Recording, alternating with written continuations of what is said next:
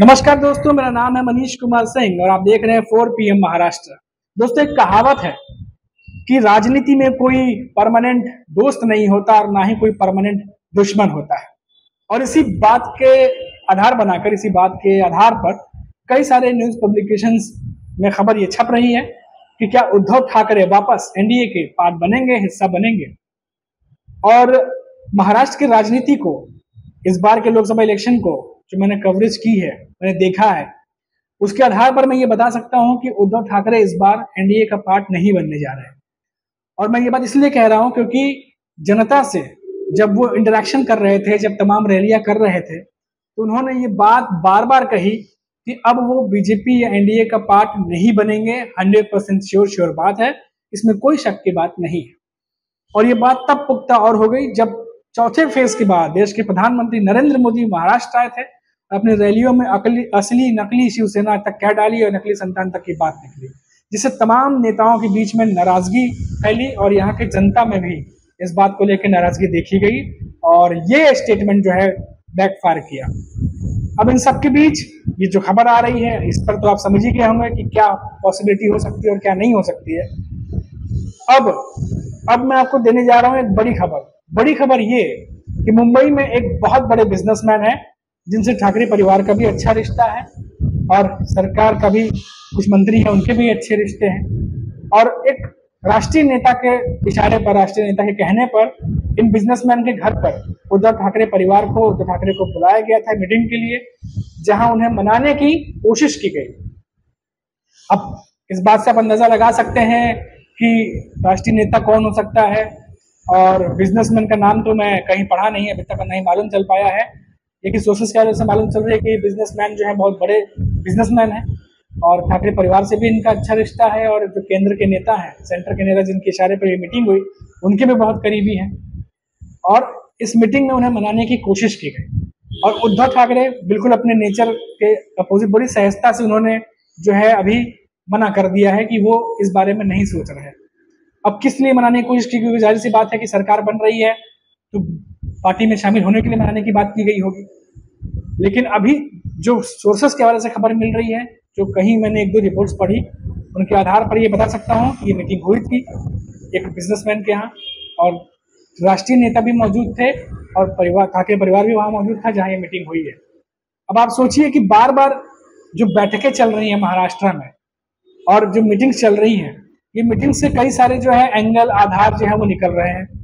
अब मैंने सिक्के का एक पहलू बताया उद्धव ठाकरे के पॉइंट ऑफ व्यू से, बीजेपी के पॉइंट ऑफ व्यू से भी क्या कुछ चल रहा है।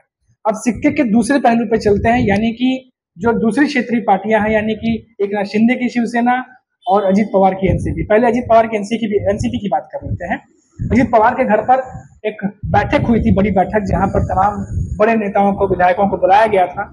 उनका आवास है दीदगिरी वहां पे, और 5 विधायक जो है उनके घर पर नहीं पहुंचे, जिनको लेकर के अब सुर्खियां गर्म है कि पहली खबर ये आ गई थी कि शरद पवार के टच में है कई सारे विधायक, और ऐसे में 5 विधायकों का ना पहुंचना जो है वो और आग में घी का काम कर रहा है।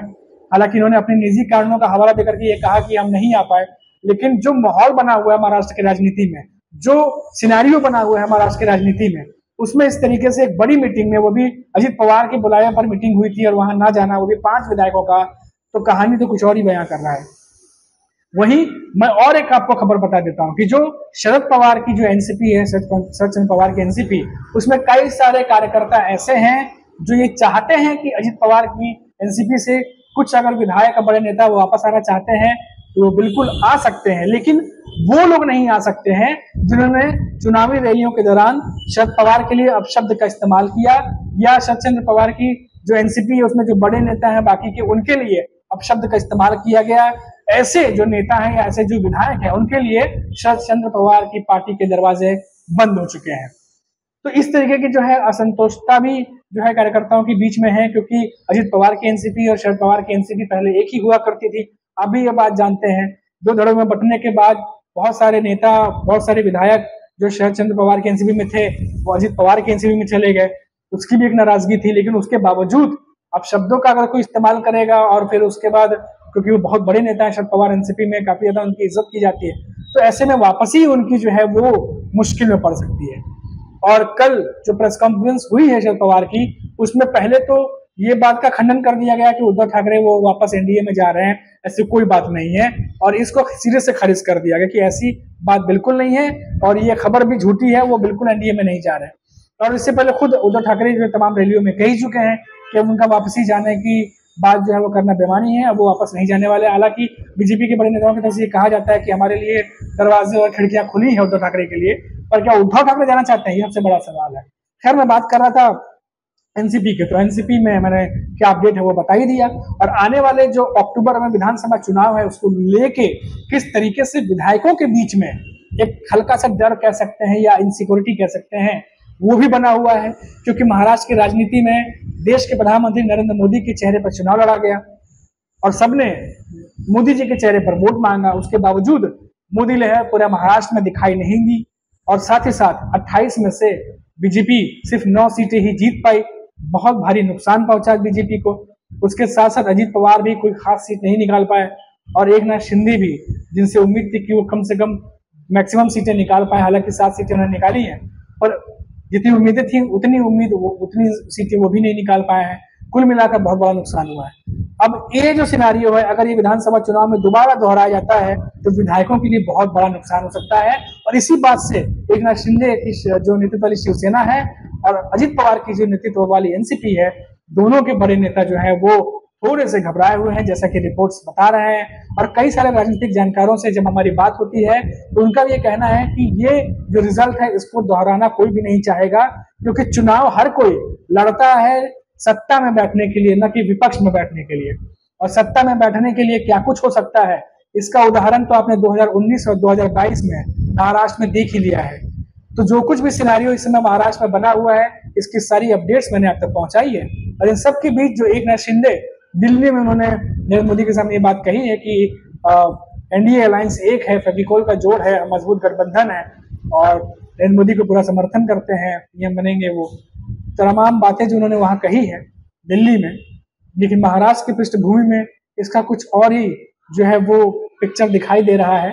और जो पिक्चर दिखाई दे रहा है उसकी मैंने एक रिपोर्ट, एक समीकरण, एक आकलन मैंने आपके सामने रखे, जो कि तमाम रिपोर्ट्स और जो जानकार हैं उनके हवाले से जो खबर मिल रही है। और जैसे कि मैं पहले ही बता चुका हूं कि 4 PM पर आपको चाहे वो महाराष्ट्र की सीटों को लेके आंकड़े देना हो, आप देख लीजिए, वो वीडियोस अभी पड़े हुए हैं। 20 से 21 सीटें कही गई थी और आप देख लीजिए 17-18 सीटों के पास आके सिमट गई एनडीए गठबंधन। वो इंडिया गठबंधन के लिए 4 PM पर हमने कहा था कि 28 से 30 सीटें वो जीत सकते हैं और आप देखिए वो कितनी सीटें लेकर के गए हैं। यहाँ आपको मिलती है ग्राउंड लेवल की जानकारी, यहाँ आपको मिलती है वो इन्फॉर्मेशन जो कि महाराष्ट्र की पृष्ठभूमि में यहाँ के राजनीतिक जानकार और यहाँ के जो एनालिसिस हैं उनके बीच में हो रही है। तो अभी ये सारी जानकारी मैंने आपको पहुंचाई। अब देखिए कि आगे के महाराष्ट्र की राजनीति में और क्या कुछ होता है और क्या कुछ समीकरण बनते बिगड़ते हैं, क्योंकि अभी तो बहुत कुछ चल रहा है। और देखिए अपना अपना कुनबा बचाने की राजनीति जो है वो शुरू हो गई है कि कैसे करके अपना अपना कुनबा बचाया जाए। अब किसके कुनबे में सेंध लगती है और किसका कुनबा गिरता है या ठहरता है, अब तो ये आने वाला वक्त ही बताएगा। तब तक के लिए आप देखते रहिए 4 PM महाराष्ट्र और फिलहाल मुझे इजाजत दीजिए। नमस्कार।